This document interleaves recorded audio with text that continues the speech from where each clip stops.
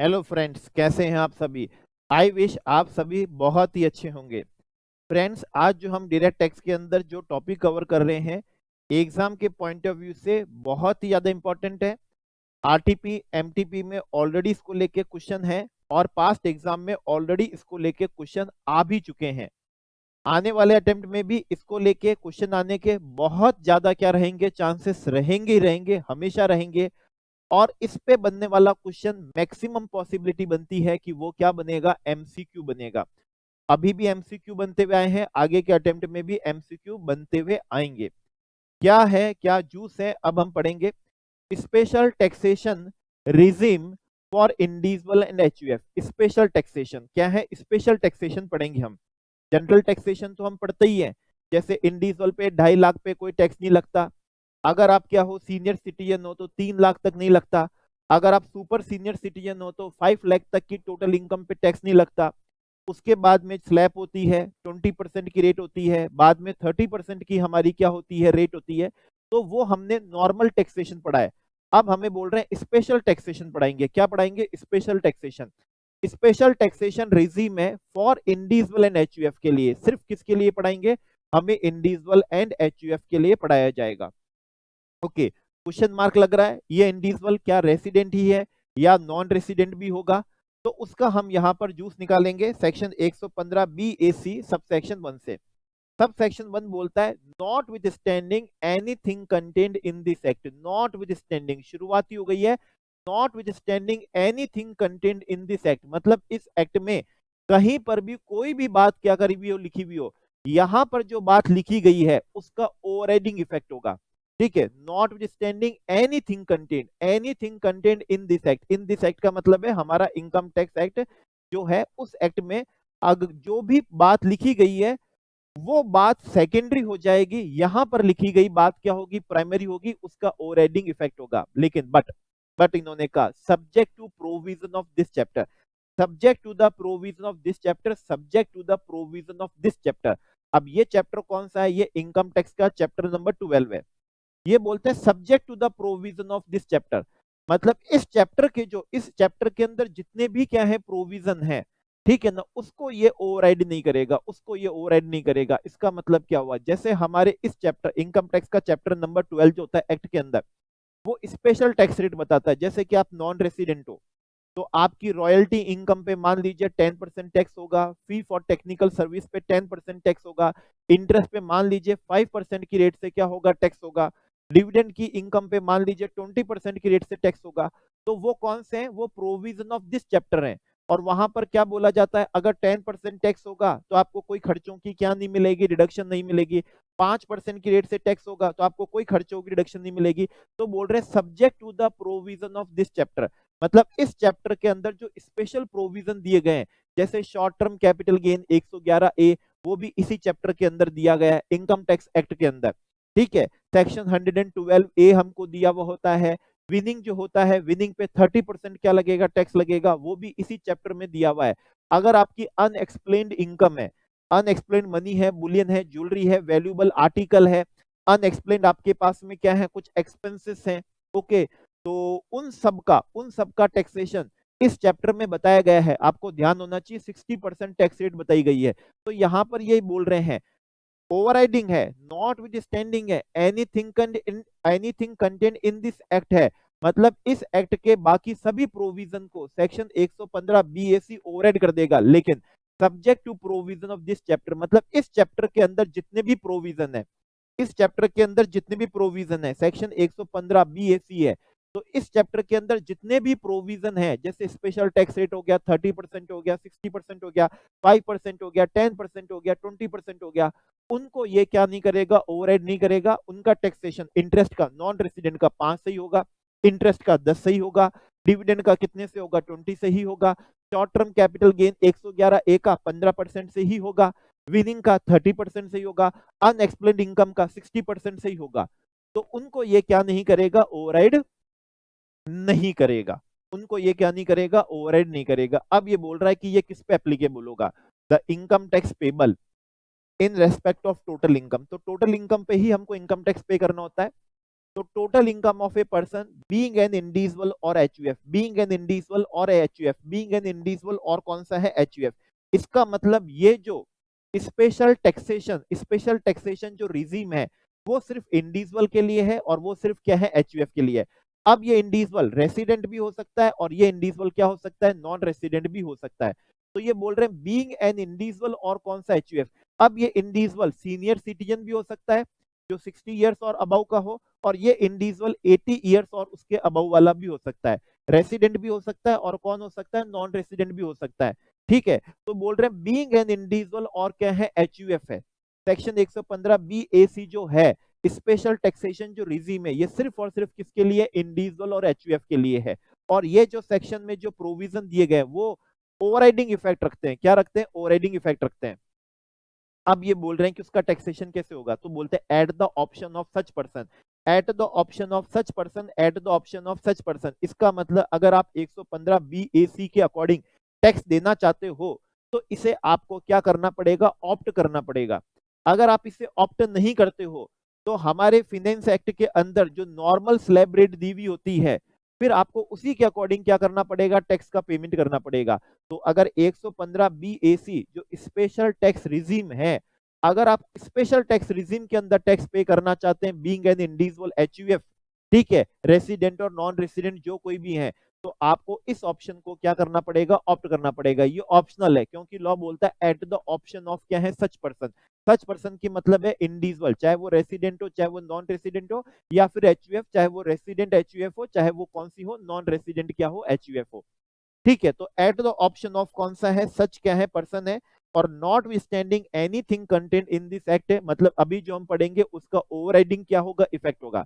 लेकिन but subject to the provision of this chapter, मतलब इस चैप्टर के जो बाकी प्रोविजन है उसको ये ओवरराइड नहीं करेगा। इस चैप्टर का मतलब है हमारी बुक का चैप्टर नहीं, हमारे एक्ट का क्या होता है? चैप्टर होता है।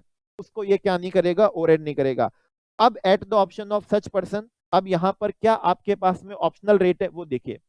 टोटल इनकम, अगर आपकी टोटल इनकम 2,50,000 है, individual HUF resident non resident सभी की बात कर रहे हैं, सीनियर सिटीजन या फिर 80 इयर्स और अबव वाले सभी की क्या कर रहे हैं? बात कर रहे हैं। अगर आपने ये वाला ऑप्ट करा तो 2.5 लाख तक आपको कोई भी टैक्स नहीं देना है। इवन अगर आप सीनियर सिटीजन हो, अगर इससे आप ऑप्ट नहीं करते तो आपको ध्यान है आप पे स्लैब कितनी चलती है? 3 लाख की चलती है। वो आपको 3 लाख वाला बेनिफिट नहीं मिलेगा। यहाँ पर आपके लिए क्या होगा? अप टू 2,50,000 कोई भी टैक्स नहीं होगा। अप टू 2,50,000 क्या नहीं होगा? टैक्स नहीं होगा। कौन सा? टोटल इनकम है। अगर आपकी टोटल इनकम 2,50,000 से ज्यादा अप टू 5 लाख है तो 2.5 लाख तक तो कोई भी टैक्स नहीं होगा। 2,50,000 से अबव और अप टू 5 लाख पे कितना रहेगा? सेम 5% ही रहेगा। ध्यान रखिएगा, अगर आप सीनियर सिटीजन हो, रेसिडेंट सीनियर सिटीजन हो और अगर 115 बी ए सी आपने ऑप्ट कर लिया तो फिर आपके लिए बेसिक एग्जम्पशन लिमिट 3 लाख वाली नहीं रहेगी। आपके लिए बेसिक एग्जम्पशन लिमिट 2 लाख कितनी हो जाएगी? 50,000 हो जाएगी।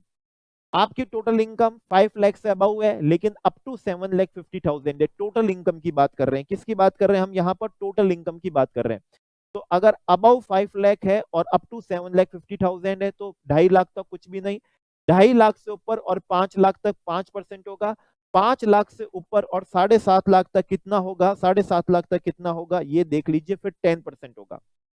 ये स्पेशल टैक्स रिजाइम है, स्पेशल टैक्स रिजिम है आपके लिए। ठीक है, बात समझ में आई? अगर आपकी टोटल इनकम 7.5 लाख रुपए से ज्यादा हुई और 10 लाख तक हुई तो 7.5 लाख से 10 लाख तक की इनकम पे कितना टैक्स लगेगा? 15% लगेगा। मतलब 5-5% बढ़ता जाएगा जैसे जैसे इनकम आपकी 2.5 लाख तक बढ़ेगी। आपकी टोटल इनकम 10 लाख से भी ऊपर है और 12.5 लाख तक है तो पहले 2.5 लाख तक तो कुछ भी नहीं। नेक्स्ट 2.5 लाख से लेकर 5 लाख तक 5%। 5 लाख से ऊपर और 7.5 लाख तक कितना होगा? 10% निकालेंगे। 7.5 लाख से ऊपर 10 लाख तक आप 15% निकालेंगे और 10 लाख से ऊपर और 12.5 लाख तक की इनकम पे आप 20% की रेट से क्या निकालेंगे? टैक्स निकालेंगे। आपकी जो टोटल इनकम 12.5 लाख से ऊपर होगी और जो 15 लाख तक होगी इस बीच में जो टैक्स रेट लगेगी वो टैक्स रेट लगेगी कितने परसेंट? 25%। और अगर आपकी टोटल इनकम 15 लाख से भी ज्यादा हुई तो पहले 2.5 लाख तक कुछ नहीं, नेक्स्ट 2.5 लाख पे 5%, नेक्स्ट 2.5 लाख पे 10, उसके बाद में 15, 15 के बाद 20 और 25 और 15 लाख से जो ऊपर होगी इनकम उसके ऊपर टैक्स लग जाएगा आपका कितना? 30% लगेगा। ठीक है, तो ये स्लैब रेट है। इसलिए बोल रहे हैं not withstanding anything contained in this act, not withstanding anything contained in this act. तो इस एक्ट के अंदर जो आपको नॉर्मल स्लैब रेट बताई है वो एप्लीकेबल नहीं होगी अगर इंडिविजुअल एचयूएफ ने 115 बीएसी को क्या करा है, ऑप्ट करा है। यहां पर इन्होंने सिर्फ टैक्स रेट बताई है, यहां पर सिर्फ टैक्स रेट बताई है, तो ये सिर्फ टैक्स रेट को क्या करेगा, ओवरराइड करेगा।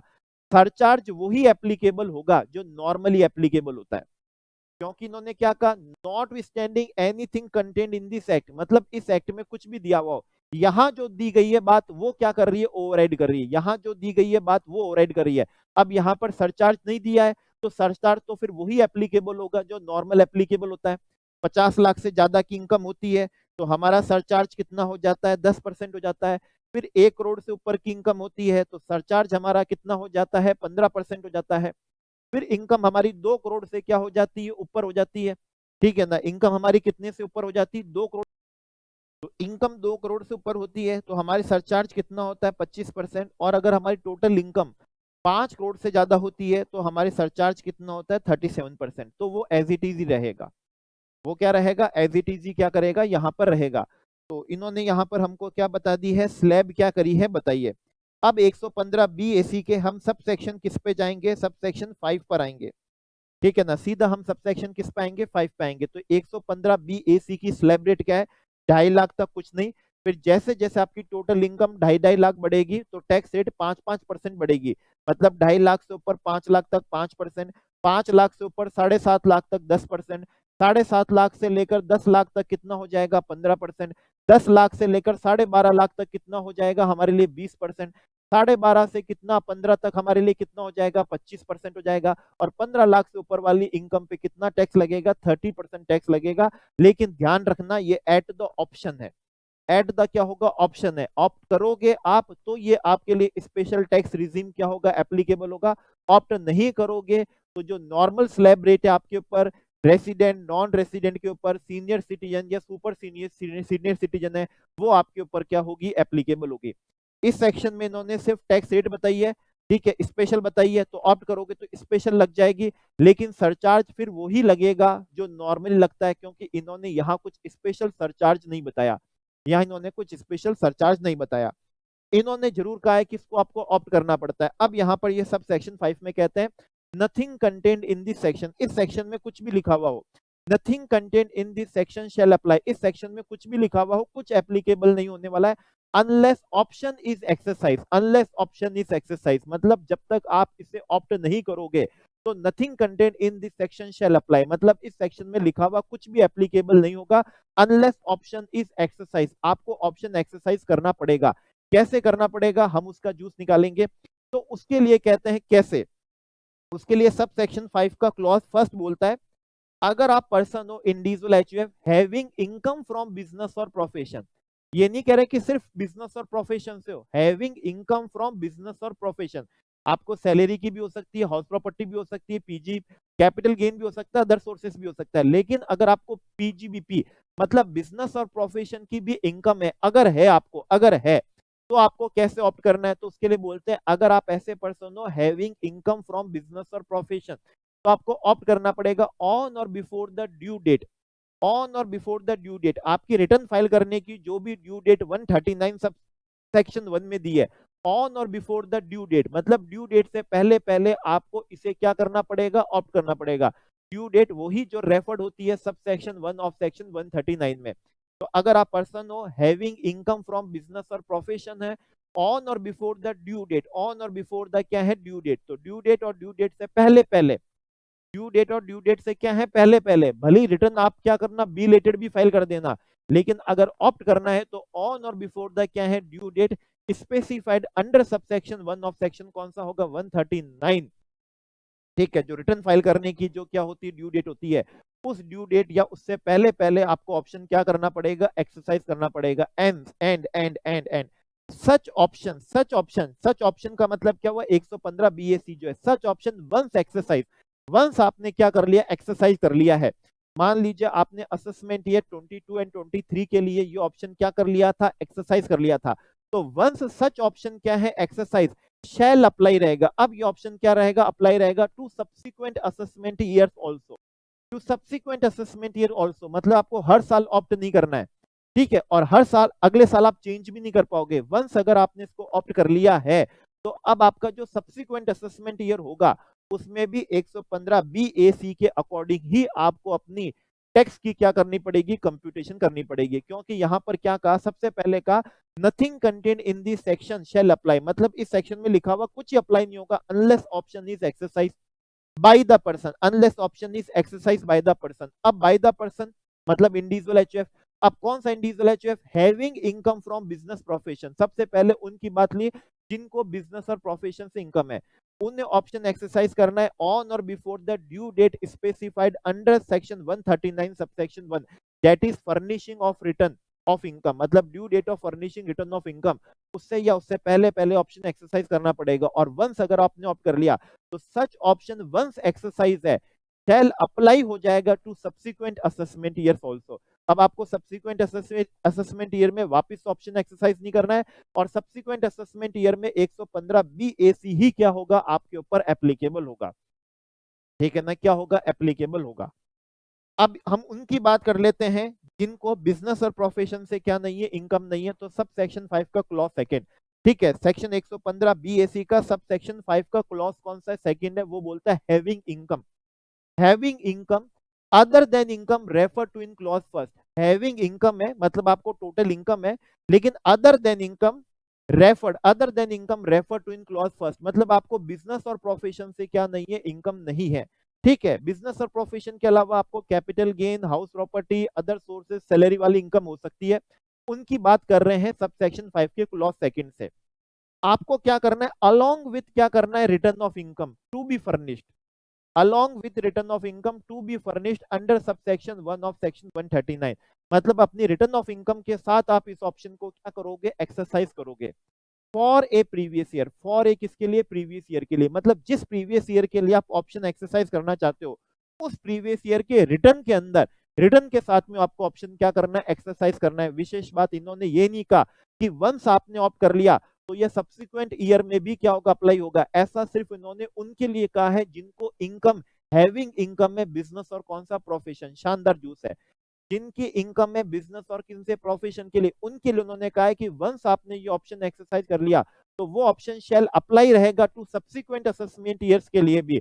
लेकिन जो क्लॉज 1 में क्या नहीं हो रहे हैं, फर्स्ट में कवर नहीं हो रहे हैं, मतलब जिनको बिजनेस प्रोफेशन वाली क्या नहीं है, इनकम नहीं है, उनको हर प्रीवियस ईयर, जिस प्रीवियस ईयर में ऑप्ट करना चाहते हैं उसी प्रीवियस ईयर में इनको क्या करना पड़ेगा, रिटर्न के साथ में क्या करना पड़ेगा, ऑप्शन ऑप्ट करना पड़ेगा। इसका मतलब सब्सिक्वेंट ईयर में चाहे तो वो नॉर्मल टैक्स रिजिम से भी पे कर सकते हैं, उसके सब्सिक्वेंट असेसमेंट ईयर में वो स्पेशल टैक्स रिजिम से क्या कर सकते हैं, पे कर सकते हैं, उससे क्या कर सकते हैं, पे कर सकते हैं। अब यहाँ पर एक क्वेश्चन बनता है, मान लीजिए आज तो मेरे को पीजीबीपी की इनकम है, कल सब्सिक्वेंट असेसमेंट ईयर में मेरे को पीजीपी की इनकम हुई नहीं, ठीक है ना, हुई नहीं, तो क्या मैं इसको ऑप्ट आउट कर सकता हूं, क्या मैं इससे ऑप्ट आउट कर सकता हूं भाई।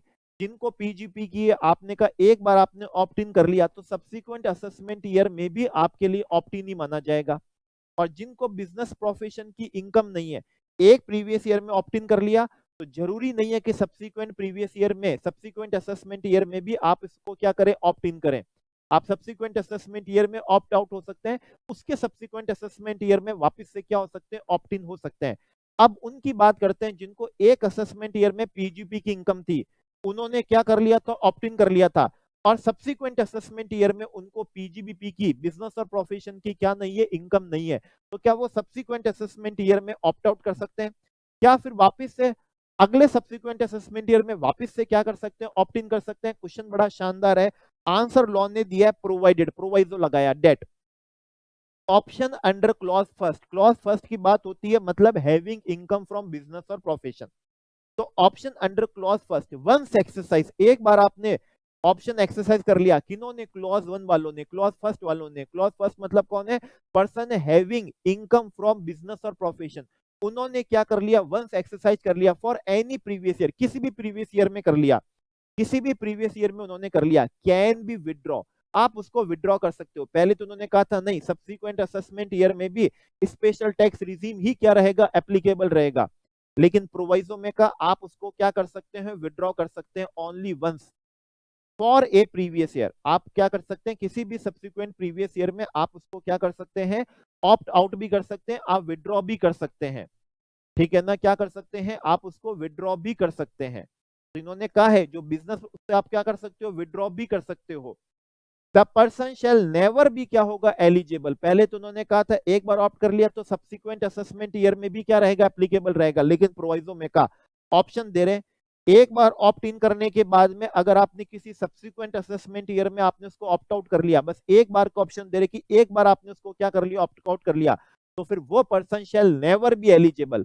ठीक है ना, एक बार ऑप्ट इन का ऑप्शन दे रहे हैं बिजनेस एंड प्रोफेशन वाले को, और एक बार उसको ऑप्ट आउट का भी क्या दे रहे हैं, ऑप्शन दे रहे हैं। लेकिन साथ में कंडीशन क्या कही, the person shall never be eligible, वो पर्सन शेल नेवर भी क्या होगा, एलिजिबल होगा to exercise option under this section. अब वो शेल नेवर भी, अब वो वापिस से क्या नहीं कर सकता, क्लॉज वापिस से इसको क्या नहीं कर सकता, ऑप्ट नहीं कर सकता।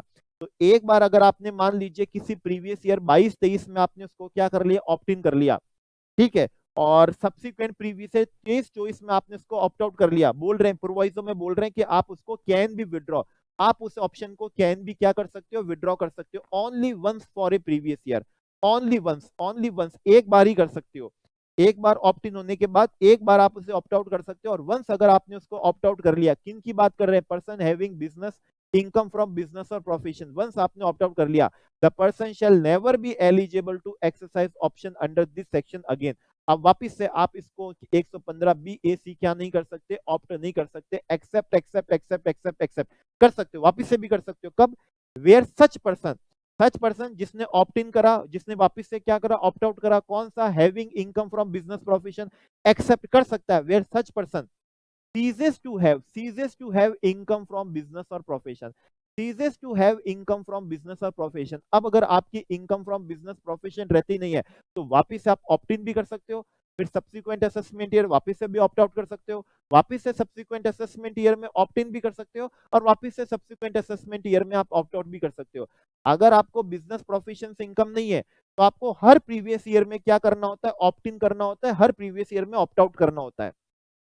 ठीक है, मतलब हर प्रीवियस ईयर में आपको करना है कि मेरे को ऑप्ट इन करना है या नहीं करना, कर लिया, अगले प्रीवियस ईयर में ऑप्ट आउट कर सकते हो, उसके अगले प्रीवियस ईयर में ऑप्ट इन कर सकते हो, उसके अगले प्रीवियस ईयर में क्या कर सकते हो, ऑप्ट आउट कर सकते हो। लेकिन अगर आप ऐसे पर्सन हो having income from business profession है, एक बार आपने ऑप्ट इन कर लिया तो आप आगे एक बार ऑप्ट आउट कर सकते हो, लेकिन एक बार ऑप्ट आउट करने के बाद में वापस से हम आपको ऑप्ट इन नहीं करने देंगे अगर आपकी इनकम फ्रॉम बिजनेस प्रोफेशन है। हाँ, अगर आपकी income from business profession cease हो जाती है, ठीक है ना, where such person ceases, such person का मतलब है जिसने एक बार ऑप्ट इन करके ऑप्ट आउट कर लिया था, having income from business profession वाले ने ऑप्ट आउट कर लिया था, अब वही such person ceases to have क्या हो जाता है, इनकम फ्रॉम बिजनेस प्रोफेशन। अगर उसकी मान लीजिए किसी आगे के असेसमेंट ईयर में बिजनेस प्रोफेशन से इनकम होती ही नहीं है तो वापस से वो क्या कर सकता है, उसे ऑप्ट इन कर सकता है, कौन से के अकॉर्डिंग, क्लॉज सेकंड के अकॉर्डिंग। ठीक है ना, क्लॉज किसके अकॉर्डिंग, सेकंड के अकॉर्डिंग। तो अगर जैसे कि मान लीजिए आपकी बिजनेस प्रोफेशन की इनकम है ही नहीं तो आपको हर असेसमेंट ईयर में क्या करना होगा, अपने रिटर्न ऑफ इनकम के साथ में ऑप्ट इन करना है तो ऑप्ट इन कर लीजिए, अगले असेसमेंट ईयर में ऑप्ट इन नहीं करना है तो ऑप्ट आउट कर लीजिए। लेकिन अगर जैसे कि मेरे को बिजनेस और प्रोफेशन से इनकम है, अगर मैंने अपने किसी भी असेसमेंट ईयर में इसको ऑप्ट इन कर लिया है तो सब्सिक्वेंट असेसमेंट ईयर में जब तक मैं इसे ऑप्ट आउट नहीं करूंगा मेरा वो ऑप्ट इन चलता ही रहेगा। वंस एक बार मेरे को ऑप्शन है कि आप इसे ऑप्ट आउट कर सकते हो, लेकिन मैंने एक बार इसको ऑप्ट आउट कर लिया तो अब किसी भी सब्सिक्वेंट असेसमेंट ईयर में मैं उसे ऑप्ट इन नहीं कर सकूंगा। कब तक, जब तक मैं person ceases to have income from business profession नहीं हो जाऊं। फिर अगर किसी असेसमेंट ईयर में मेरे को बिजनेस प्रोफेशन से इनकम नहीं होती है तो मैं दोबारा से क्या कर सकूंगा, ऑप्ट इन कर सकूंगा। तो ये हमारा सबसेक्शन कौन सा था, 5 था। ये हमने सबसेक्शन 5 का यहाँ पर क्या निकाला था, जूस निकाला था। हमने सबसेक्शन 5 का क्या निकाल दिया, जूस निकाल दिया। अब हमने यहाँ पर स्पेशल टैक्स रेट भी देख ली थी, ठीक है ना, 5%, 10%, 15%, उसके बाद में 20%, 25% और फिर कितनी थी, 30% थी। लेकिन इन्होंने सबसेक्शन 2 में क्या कहा, for the purposes of subsection 1, for the purposes of subsection 1 मतलब सबसेक्शन 1 में जो टोटल इनकम पे जो रेट दी है वो रेट एप्लीकेबल करने के लिए, वो रेट क्या करने के लिए, एप्लीकेबल करने के लिए, या फिर 115 BAC क्या करने के लिए, एप्लीकेबल करने के लिए। The total income of individual HUF, total income की बात कर रहे हैं, total income of individual HUF shall be computed. अब यहां पर सब सेक्शन 2 में बता रहे शैल बी कंप्यूटेड, ठीक है। Not withstanding anything contained in this act था, मतलब यहां पर इन्होंने जो बता दिया वो ओवरराइडिंग हो जाएगा। यहां पर जो बता दिया वो क्या होगा, ओवरराइडिंग होगा। अच्छा, जो नहीं बताएंगे, जो नहीं बताएंगे तो वो as it is other provision जो है वो भी एप्लीकेबल होंगे, लेकिन जहां स्पेशल बता दी तो स्पेशल वाला क्या करेगा, ओवरराइड करेगा। तो बोल रहे total income of individual HUF shall be computed.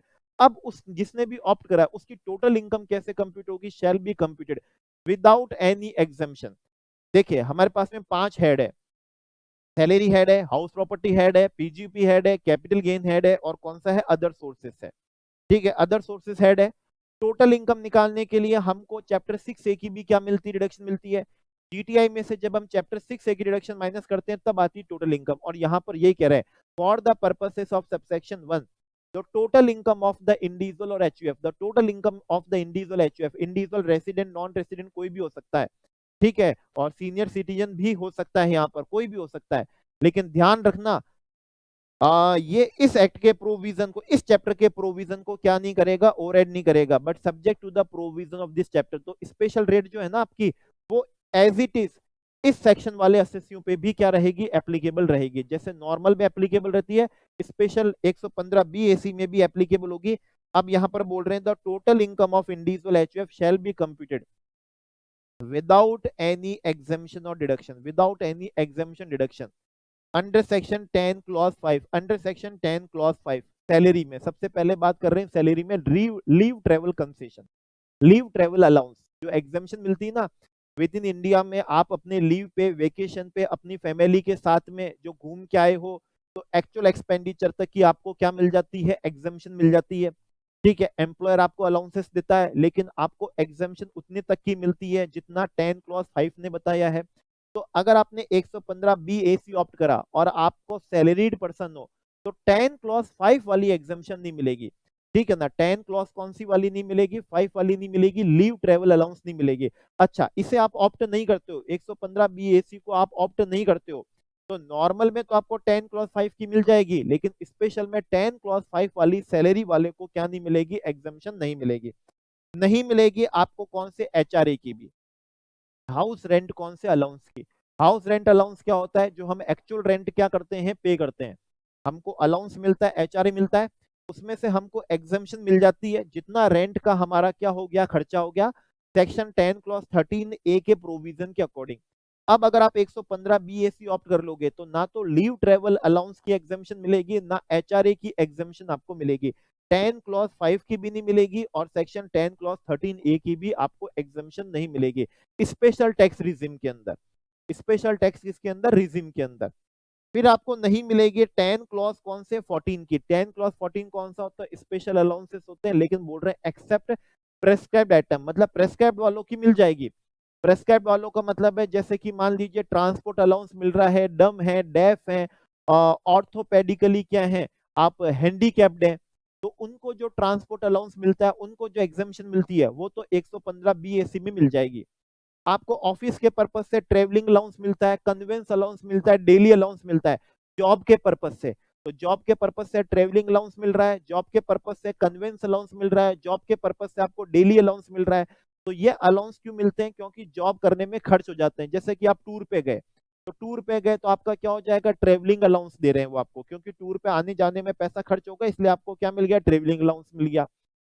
आपकी कोई मार्केटिंग की जॉब होती है, तो आपको विद इन द सिटी में क्लाइंटों के पास घूमना पड़ता है, तो उसके लिए आपको क्या मिलता है, कन्वेंस अलाउंस मिलता है, क्योंकि आप अपनी बाइक से पेट्रोल डीजल से क्या करते हो, रन करते हो, तो उसका खर्चे के लिए कन्वेंस अलाउंस है। आप कई बार टूर पे होते हो तो वहां पर रुकना होता है, खाना पीना, उसके लिए आपको क्या मिलता है, डेली अलाउंस मिलता है। तो वो डेली अलाउंस की एग्जाम्पशन मिल जाएगी आपको, ट्रेवलिंग अलाउंस की मिल जाएगी, कन्वेंस अलाउंस की मिल जाएगी। ट्रांसपोर्ट अलाउंस में जो डम होते हैं, डेफ होते हैं, ऑर्थोपेडिकली हैंडीकैप्ड होते हैं, उनको मिल जाएगी। उनके अलावा 10 क्लॉज 14 की भी अलाउंसेस की एग्जाम्पशन नहीं मिलेगी। तो आपको लीव ट्रेवल कंसेशन वाले अलाउंस की नहीं मिलेगी, एचआरए अलाउंस की एग्जाम्पशन 10 क्लॉज 14 वाली नहीं मिलेगी, आपको 13A नहीं मिलेगी। स्पेशल अलाउंस जो 10 क्लॉज 14 से होते हैं उनकी भी एग्जाम्पशन नहीं मिलेगी। 10 क्लॉज 17 ये कोई विशेष नहीं है, ये होते हैं एमपीज और एमएलएस को होते हैं, उनके फंक्शंस परफॉर्म करने के लिए जो अलाउंसेस मिलते हैं, उनकी एग्जाम्शन भी 115 BAC में ऑप्ट करने पे नहीं मिलेगी। ये तो हुआ सैलरी हुआ हमारा। तो कौन कौन सी नहीं मिलेगी, क्वेश्चन सॉल्व करने के लिए याद करना होगा। तो वो है हमारे लिए, पहले नाम पढ़ लेते हैं। तो लीव ट्रेवल अलाउंस हो गया, हाउस रेंट अलाउंस हो गया, स्पेशल क्या हो गया, अलाउंसेस हो गए, अलाउंसेस टू MP क्या हो गए, MLAs हो गए। तो कितने पढ़े, 4 पढ़े। अब इनके 10 क्लॉज 5 है, 10 क्लॉज कौन सा है, 13A है, 10 क्लॉज कौन सा है, 14 है, और 10 क्लॉज कौन सा होता है, 17 होता है।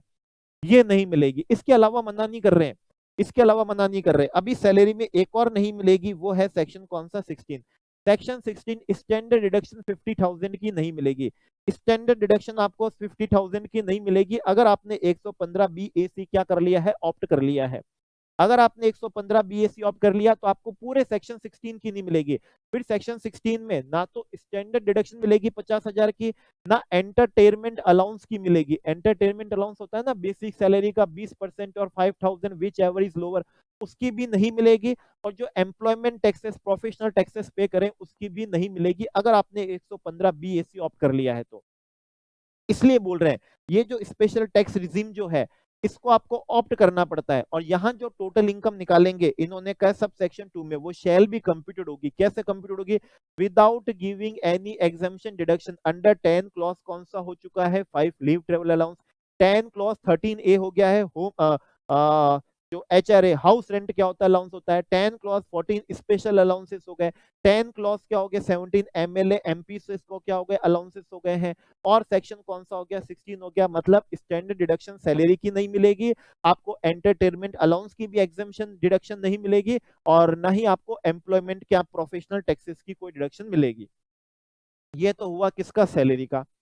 अब अगर आपकी माइनर चाइल्ड है, माइनर डॉटर है, जिसकी इनकम पेरेंट्स के क्या हो रही है, क्लब हो रही है, माइनर की, तो आपको ध्यान है इनकम टैक्स में पर माइनर चाइल्ड या डॉटर जो होता है, पर माइनर सन या डॉटर जो भी है, 1500 अप टू 1500 तक की हमको डिडक्शन मिलती है, वो भी नहीं मिलेगी। 10 क्लॉज 32 की नहीं मिलेगी।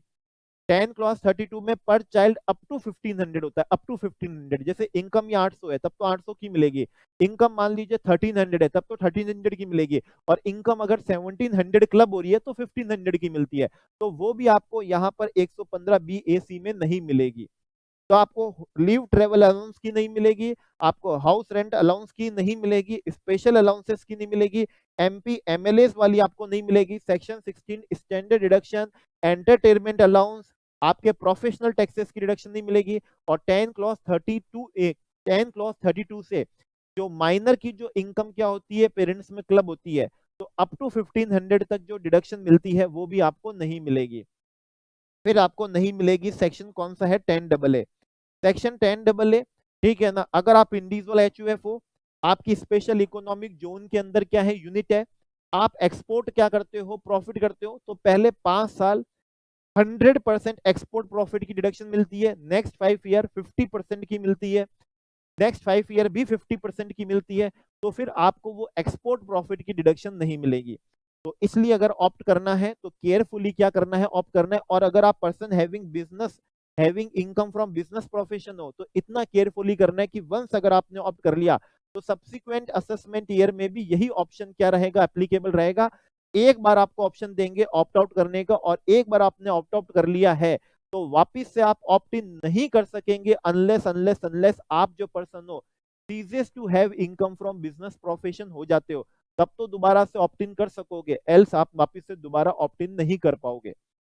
तो 10AA जो स्पेशल इकोनॉमिक जोन को जो एक्सपोर्ट प्रॉफिट डिडक्शन मिलती है वो भी नहीं मिलेगी। तो 10 क्लॉज 5 की आपको नहीं मिलेगी, 10 क्लॉज 13A से आपको हाउस रेंट अलाउंस वाली नहीं मिलेगी, 10 क्लॉज 14 से आपको स्पेशल अलाउंसेस वाली नहीं मिलेगी, एक्सेप्ट ट्रेवलिंग वाला, ट्रांसपोर्ट वाला, कन्वेंस वाला, डेली अलाउंस वाला।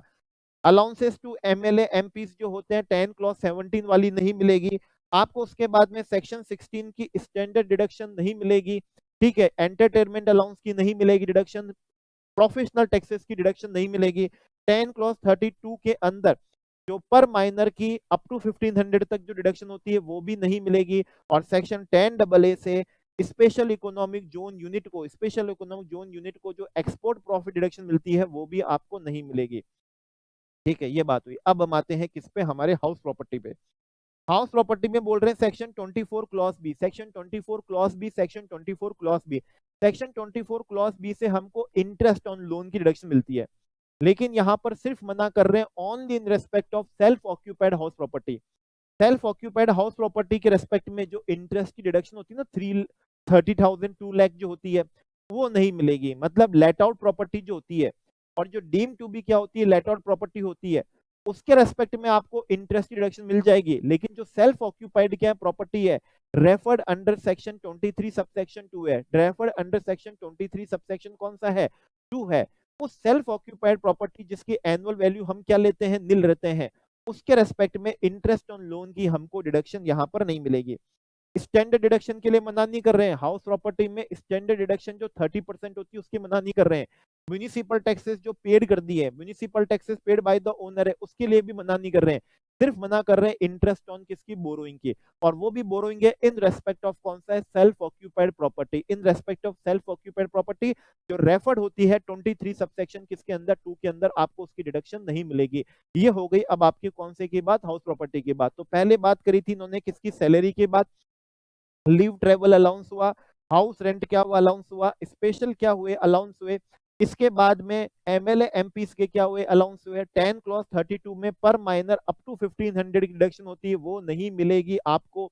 उसके बाद में सेक्शन 16 में स्टैंडर्ड डिडक्शन होती है सैलरीड एम्प्लॉय को 50,000 अप टू 50,000 जो क्या होती है डिडक्शन होती है हमारी।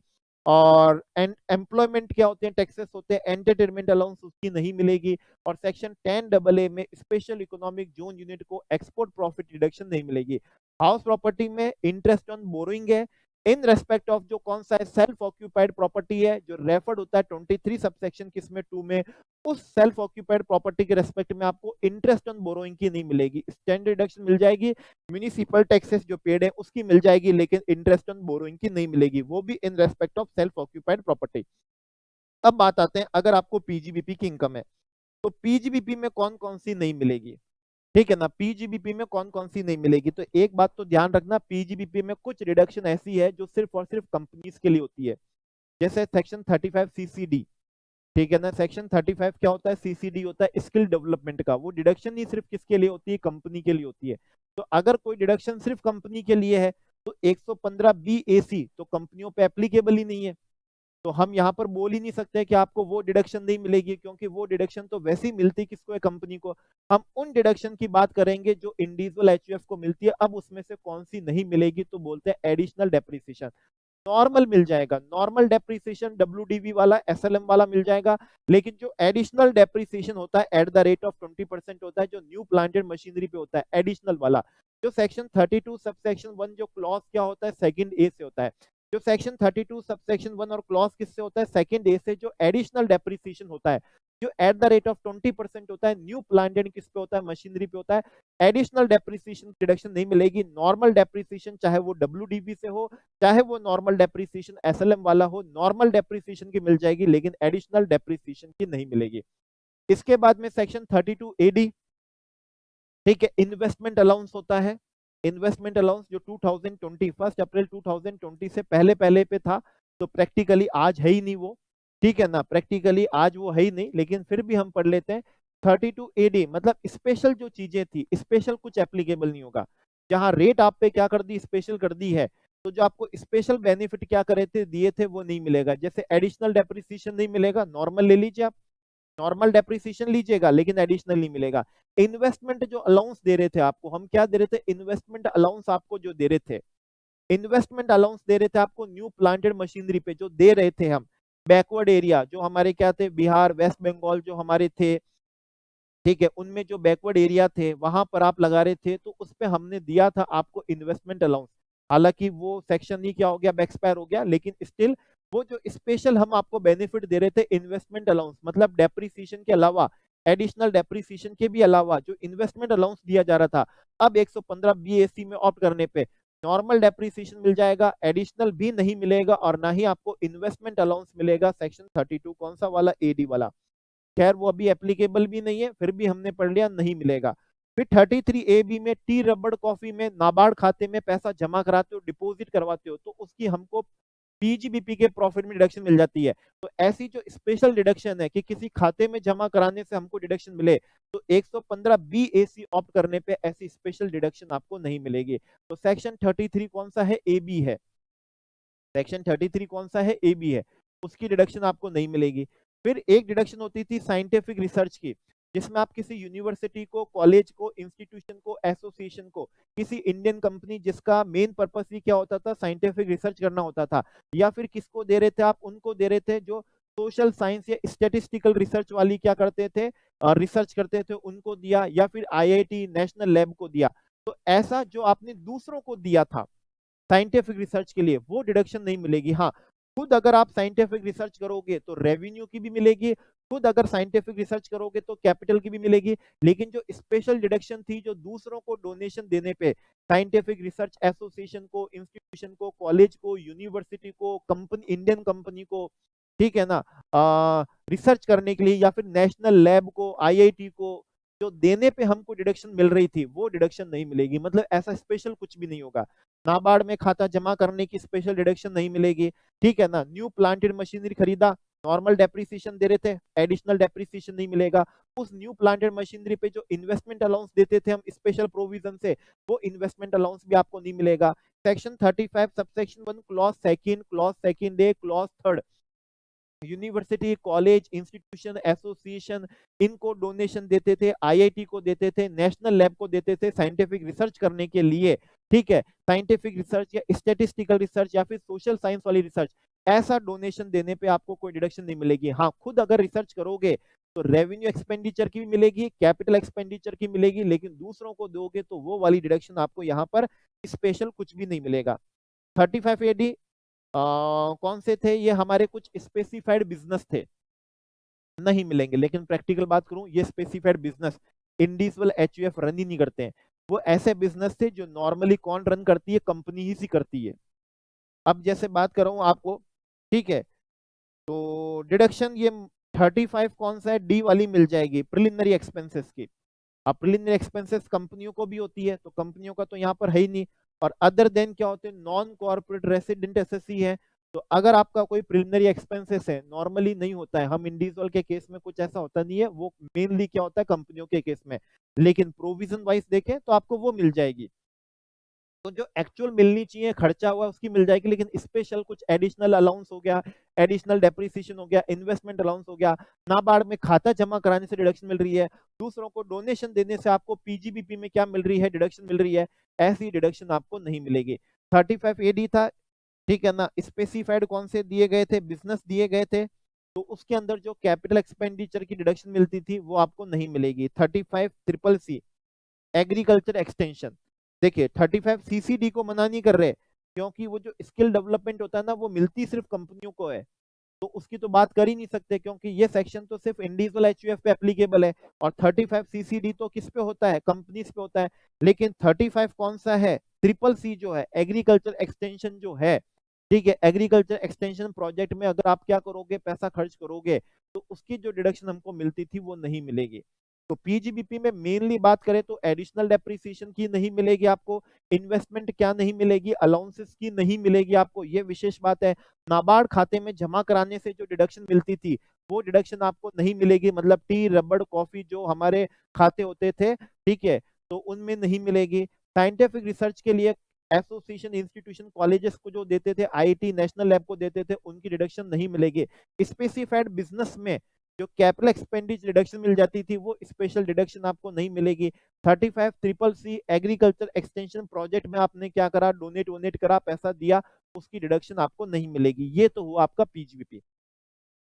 कैपिटल गेन में ऐसी कोई रेस्ट्रिक्शन नहीं है। कैपिटल गेन में जो सेक्शन 54 होता है वो सब आप ले सकते हो। अब आते हैं अदर सोर्सेस की।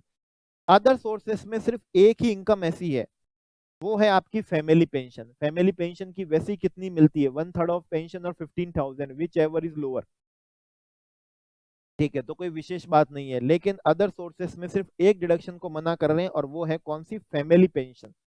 तो मेन चीज जो यहाँ पर है ना, मेन चीज है, वो है हमारे लिए सैलरी, हाउस प्रॉपर्टी और पीजीपी।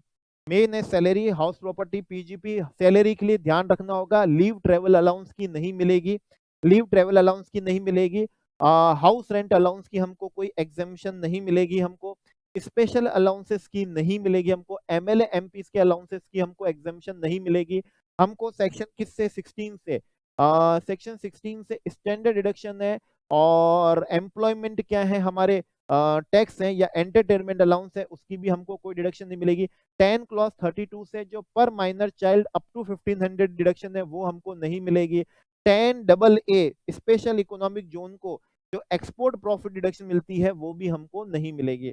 एडिशनल डेप्रिसिएशन की, अच्छा फिर आता है हाउस प्रॉपर्टी में। हाउस प्रॉपर्टी में सेल्फ ऑक्यूपाइड हाउस प्रॉपर्टी के रेस्पेक्ट में इंटरेस्ट ऑन बोरोइंग की डिडक्शन नहीं मिलेगी, ठीक है।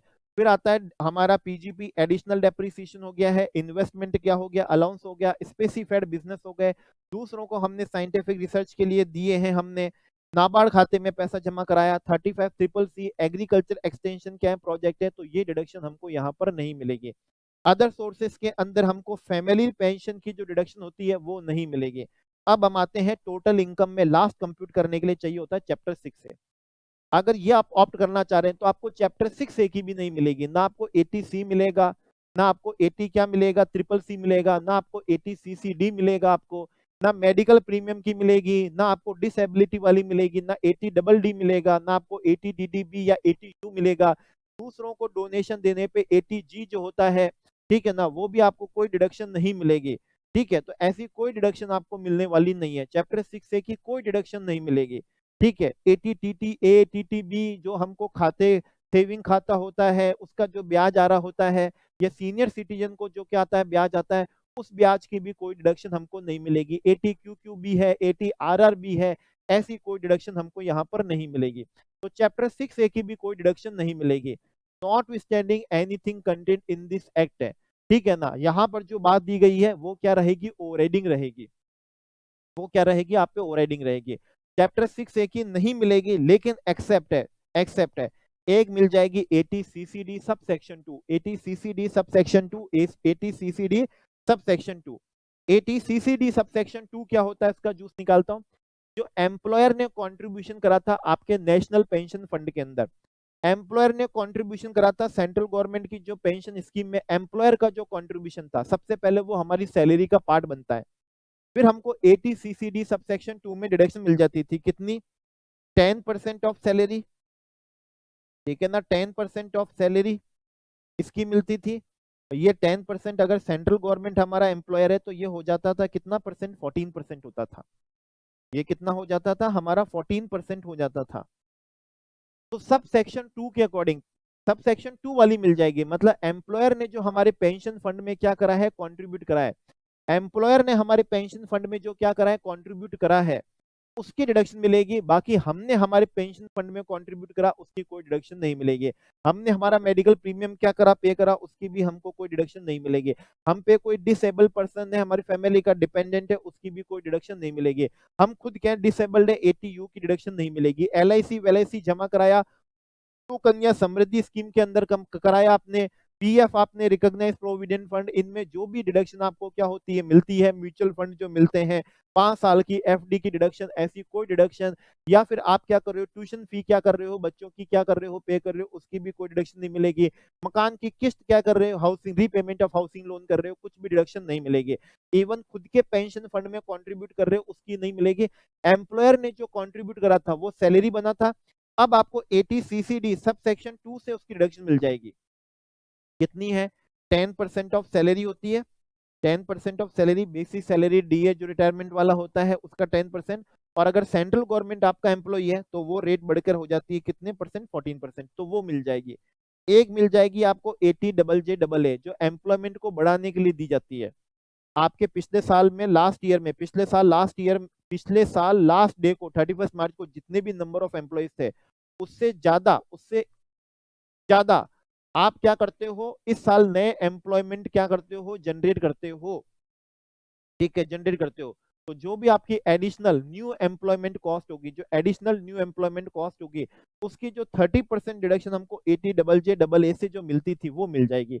मतलब एम्प्लॉयमेंट बढ़ाइए, JJAA वाली डिडक्शन क्या कर लीजिए, ले लीजिए, वो डिडक्शन हम आपको क्या कर देंगे, दे देंगे। और अगर आप IFSC में हो, इंटरनेशनल फाइनेंशियल सर्विस सेंटर में आपकी यूनिट है, तो वहां जो 80 LA वाली डिडक्शन मिलती थी वो भी मिल जाएगी, जो 80 LA वाली मिलती थी वो भी मिल जाएगी। लेकिन विशेष बात है 80 JJAA मिलेगी, और 80 जो हमारा CCD था, सब सेक्शन कौन सा था, 2 था, मतलब एम्प्लॉयर्स कंट्रीब्यूशन वाली जो डिडक्शन थी वो हमको क्या हो जाएगी, मिल जाएगी। तो ये हमारा सब सेक्शन कौन सा, 2 था। तो यहाँ जो टोटल इनकम निकलेगी वो ऐसे निकलेगी, यहाँ पर जो क्या निकलेगी, टोटल इनकम ऐसे निकलेगी, मतलब आपको 10 क्लॉज 5 लीव ट्रेवल अलाउंस की नहीं मिलेगी, हाउस रेंट अलाउंस की आपको नहीं मिलेगी, स्पेशल अलाउंस की आपको क्या नहीं मिलेगी, एग्जम्पशन नहीं मिलेगी, एमपीज एमएलए को जो दिए उसकी आपको क्या नहीं मिलेगी, एग्जम्पशन नहीं मिलेगी। सेक्शन 16 से स्टैंड डिडक्शन है, एंटरटेनमेंट अलाउंस है, एम्प्लॉयमेंट टैक्स, प्रोफेशनल टैक्स है, उसकी डिडक्शन आपको नहीं मिलेगी। 10 क्लॉज 32 से पर माइनर चाइल्ड जो इनकम क्लब हो रही है अप टू 1500 वाली डिडक्शन आपको नहीं मिलेगी। ठीक है, उसके बाद में section 10 double A special economic zone में यूनिट है उसको एक्सपोर्ट प्रॉफिट डिडक्शन जो मिलती है यहाँ पर नहीं मिलेगी। हाउस प्रॉपर्टी के अंदर जो सेल्फ ऑक्यूपाइड हाउस प्रॉपर्टी है उसके रेस्पेक्ट में इंटरेस्ट ऑन बोरोइंग की डिडक्शन नहीं मिलेगी, म्यूनिसिपल टैक्सेस की मिल जाएगी आपको, और स्टैंड डिडक्शन जो हाउस प्रॉपर्टी में मिलती है वो आपको मिल जाएगी। फिर बिजनेस प्रोफेशन के अंदर एडिशनल डेप्रिसिएशन नहीं मिलेगा, इन्वेस्टमेंट अलाउंस आपको नहीं मिलेगा, नाबार्ड खाते में जमा कराने से डिडक्शन आपको नहीं मिलेगी, साइंटिफिक रिसर्च के लिए दूसरों को जो डोनेशन दिया उसकी डिडक्शन आपको नहीं मिलेगी, 35CCC के अंदर एग्रीकल्चर एक्सटेंशन प्रोजेक्ट में डोनेशन दिया उसकी डिडक्शन नहीं मिलेगी, स्पेसिफाइड बिजनेस में जो हमको कैपिटल एक्सपेंडिचर की 100% डिडक्शन हमको मिलती थी वो भी हमको नहीं मिलेगी। फिर हाउस अदर फिर कैपिटल गेन में कोई दिक्कत नहीं है, अदर सोर्सेज के अंदर फैमिली पेंशन के रेस्पेक्ट में कोई डिडक्शन हमको नहीं मिलेगी।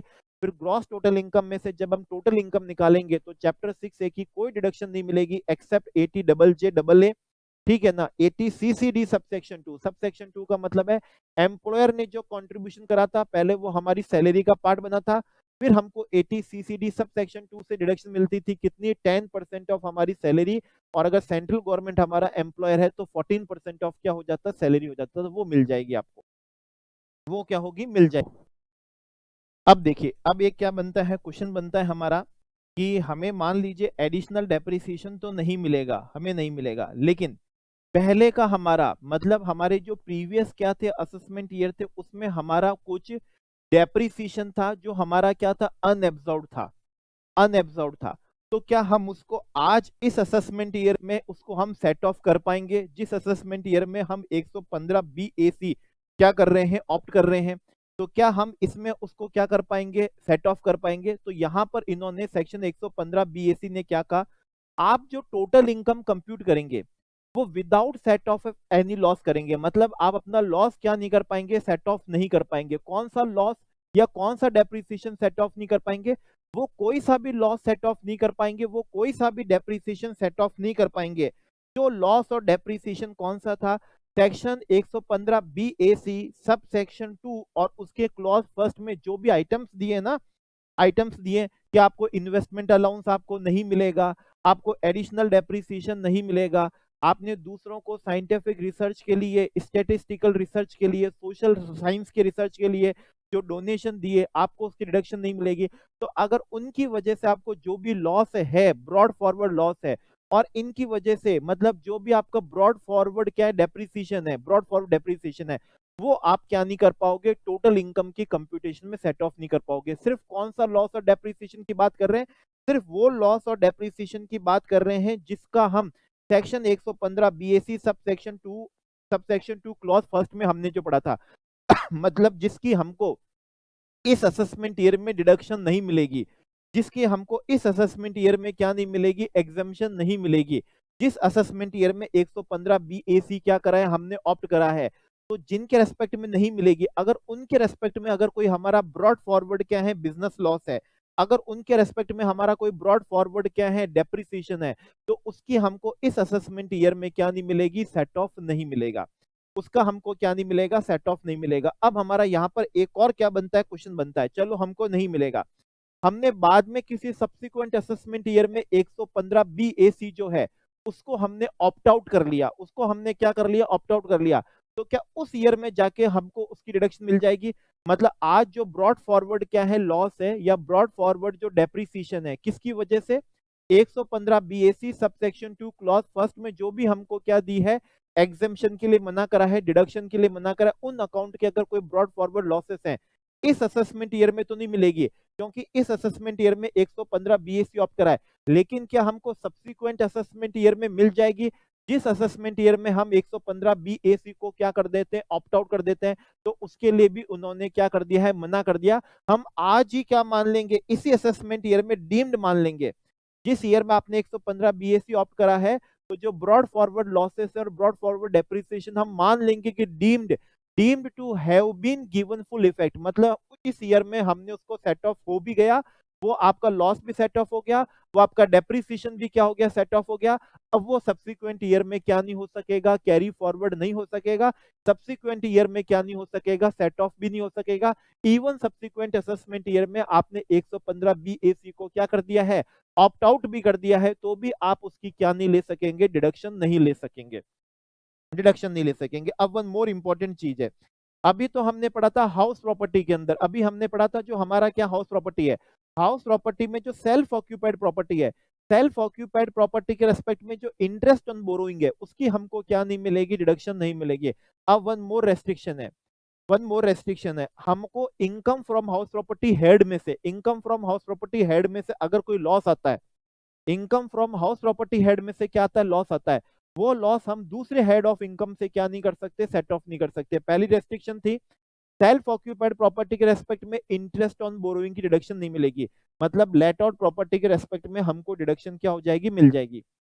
अगर income from house property head का नेट रिजल्ट क्या आता है, लॉस आता है, इनकम फ्रॉम हाउस प्रॉपर्टी का नेट रिजल्ट जो है, जितनी भी हाउस प्रॉपर्टी है सबकी इनकम के बाद में जो नेट रिजल्ट आता है, अगर वो लॉस आ रहा है तो 115 बीएसी ऑप्ट करने पे वो लॉस आप दूसरी हेड ऑफ इनकम से क्या नहीं कर सकते, करंट ईयर में क्या नहीं कर सकते, सेट ऑफ नहीं कर सकते। आप उसको करंट ईयर में दूसरी हेड ऑफ इनकम से क्या नहीं कर सकते, सेट ऑफ नहीं कर सकते। मतलब income from house property head में अगर कोई लॉस आ रहा है तो करंट ईयर में आप दूसरी हेड ऑफ इनकम से उसको क्या नहीं कर सकते हो, सेट ऑफ नहीं कर सकते, उसको आप क्या नहीं कर सकोगे, सेट ऑफ नहीं कर सकोगे। तो ये हमारा पूरा 115 बीएसी था, जो रेसिडेंट नॉन रेसिडेंट दोनों पे एप्लीकेबल था। अगर आप 115 बीएसी ऑप्ट करोगे तो जो नॉर्मल स्लैब होती है सीनियर सिटीजन पे 3 लाख वाली और 5 लाख वाली सुपर सीनियर सिटीजन पे, वो आप पे क्या नहीं होगी, एप्लीकेबल नहीं होगी। सरचार्ज जो है वही रहेगा, सरचार्ज 10%, 15%, 25%, 37% वो वाला ही एप्लीकेबल होगा।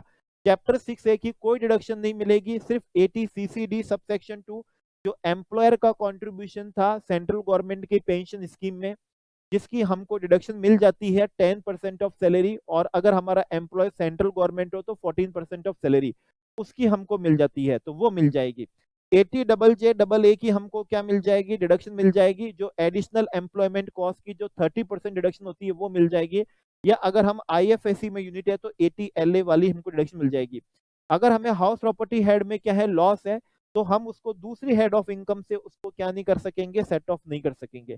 अगर 115 BAC हमने ऑप्ट कर लिया तो हमारी टोटल इनकम की कंप्यूटेशन पे जब हम टैक्स निकालेंगे तो पहले 2.5 लाख पे 5%, उसके बाद पहले 2.5 लाख पे कोई भी टैक्स नहीं होगा, उसके बाद में 5%, 10%, 15%, 25, 20%, 25% और क्या होगा, 30% होगा।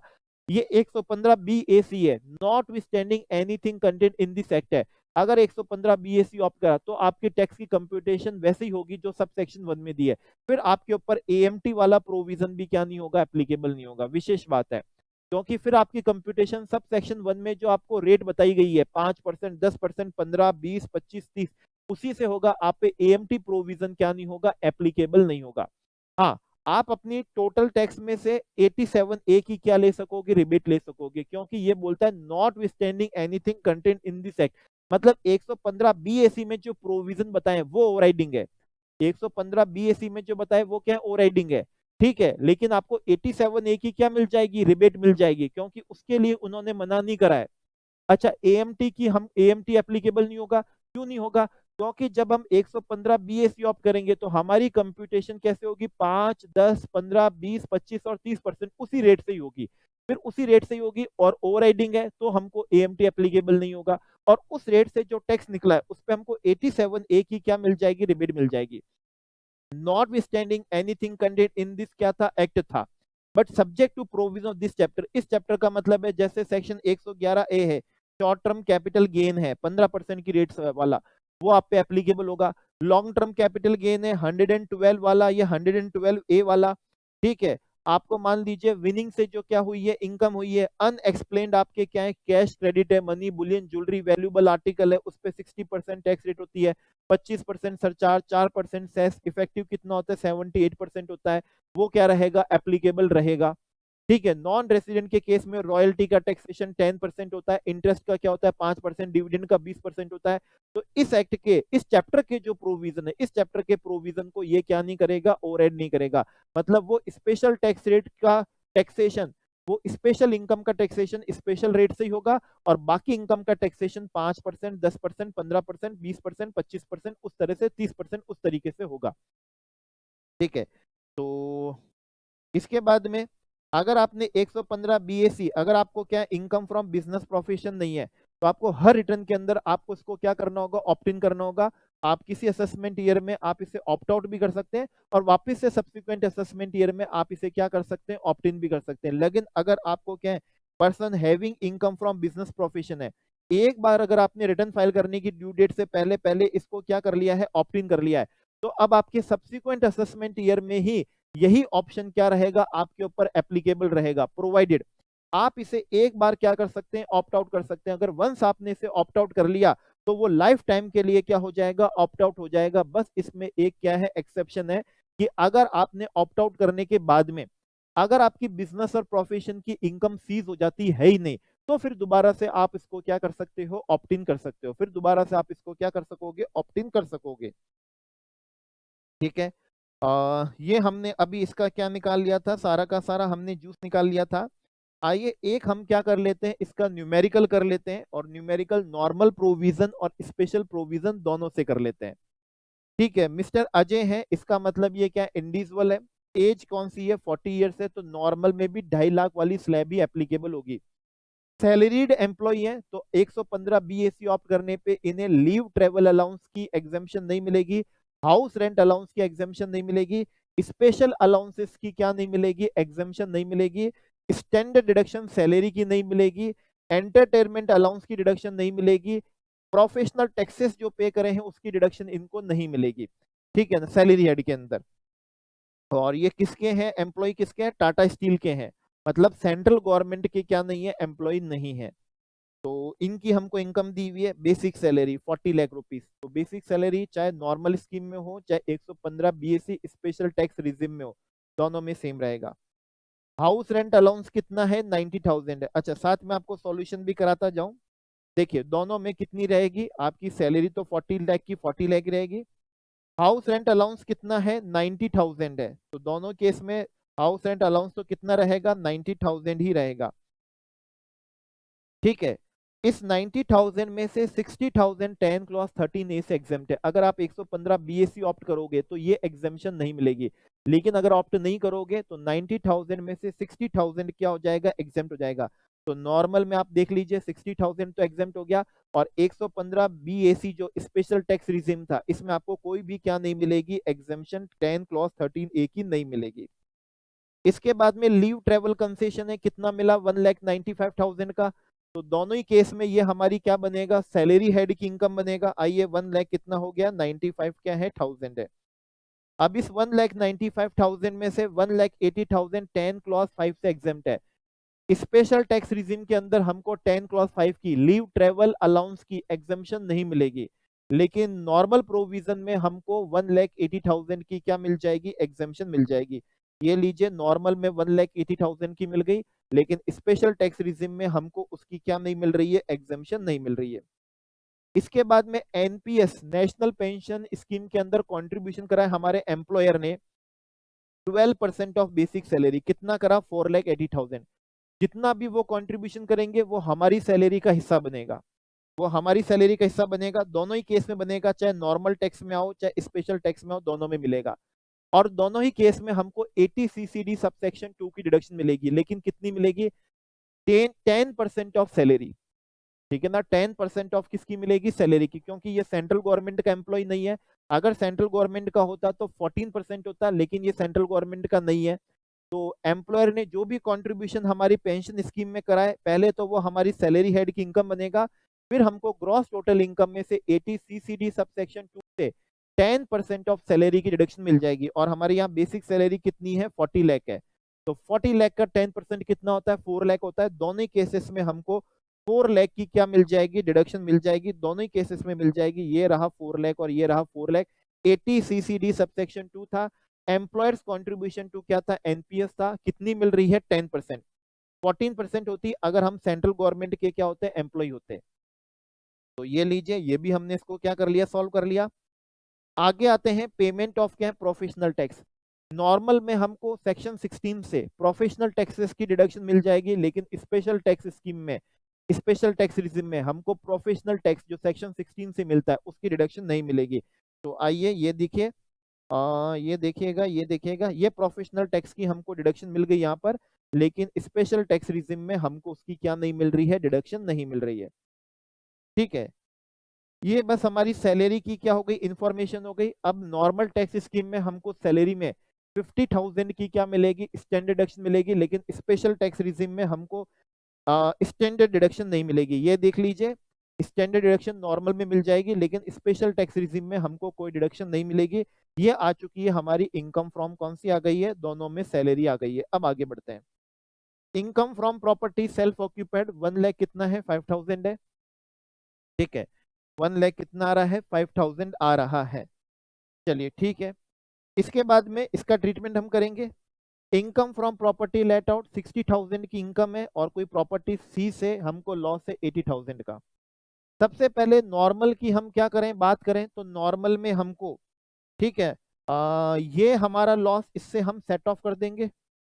तो ये कितना लॉस बन जाएगा, 20,000 का लॉस, और ये 1,05,000 का लॉस है। और नॉर्मल में हम क्या कर सकते हैं, किसी भी दूसरी हेड ऑफ इनकम से हम इसको सेट ऑफ कर सकेंगे। तो ये जो हमारा लॉस बन रहा है हाउस प्रॉपर्टी का, 1,25,000 का जो लॉस बन रहा है, हम इसको दूसरे हेड से, पीजीबीपी से, कैपिटल किससे, गेम से, अदर सोर्सेस, इनसे हम इसको क्या कर सकेंगे, सेट ऑफ कर सकेंगे। तो आइए सबसे पहले देखें। तो यहाँ पर देखिएगा, ये 1,05,000 का क्या है, लॉस है सेल्फ ऑक्यूपाइड प्रॉपर्टी का, और बी से इनकम थी और सी से क्या था, लॉस था। तो नेट रिजल्ट 20,000 का लॉस आया।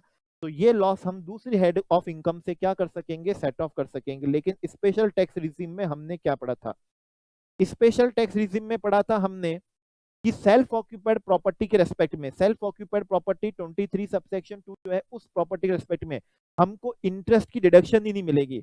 जब हमको इंटरेस्ट की सेल्फ ऑक्यूपाइड प्रॉपर्टी की, तो हम एनुअल वैल्यू निल लेते हैं, ठीक है ना, हम तो उसकी एनुअल वैल्यू निल लेते हैं, तो स्टैंडर्ड डिडक्शन तो वैसे ही नहीं मिल सकती।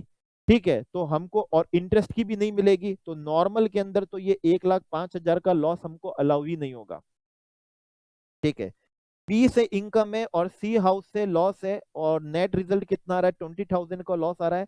और स्पेशल टैक्स रिजिम में अगर आपका हाउस प्रॉपर्टी से नेट रिजल्ट लॉस आता है, तो वो आप दूसरे हेड ऑफ इनकम से क्या नहीं कर सकते, सेट ऑफ ही नहीं कर सकते। आप दूसरी हेड ऑफ इनकम से आप उसको क्या नहीं कर सकते, सेट ऑफ नहीं कर सकते।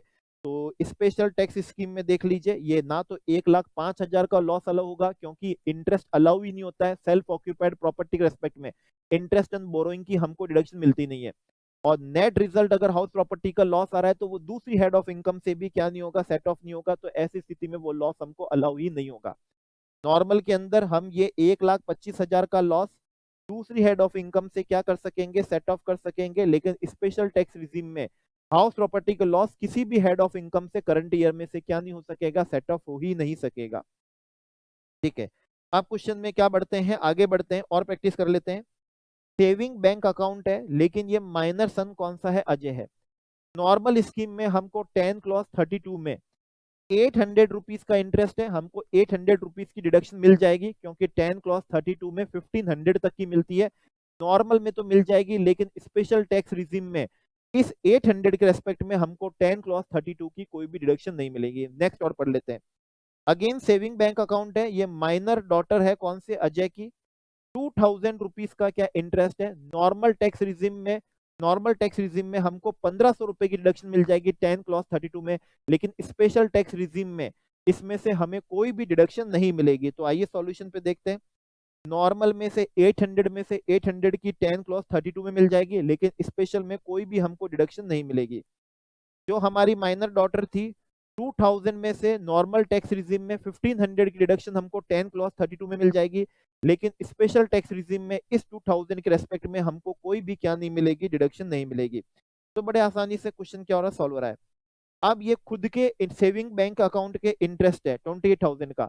नॉर्मल टैक्स रिजीम में सेक्शन 80 टीटीए में से सेविंग खाते के ब्याज पे हमको 10,000 की क्या मिलती है, डिडक्शन मिलती है, लेकिन स्पेशल टैक्स रिजीम में आपको चैप्टर 6A की क्या नहीं मिलेगी, डिडक्शन नहीं मिलेगी।